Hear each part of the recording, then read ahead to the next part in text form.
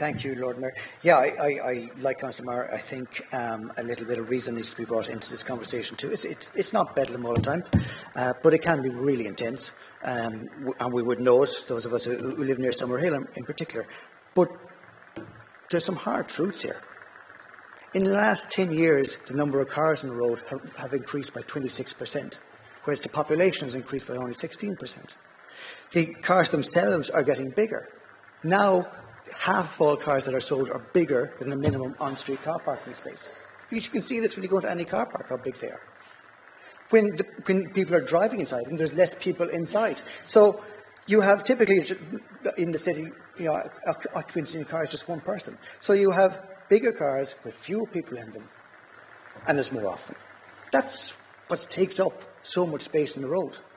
Summerhill hasn't changed in 200 years, but the amount of traffic on it, the number of cars, and the amount of space that they take up, and the number of people inside those vehicles, that has changed.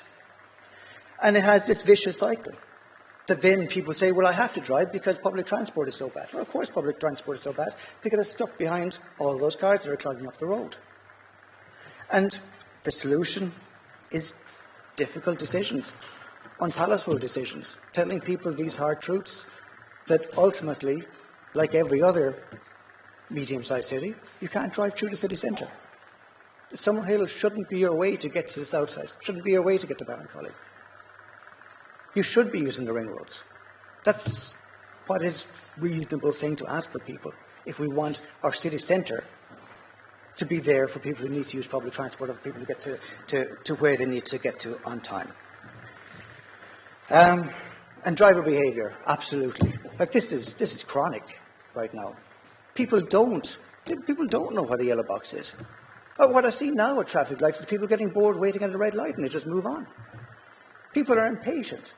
People aren't willing to take those 2 minutes from their day to go the alternative route, but they have to.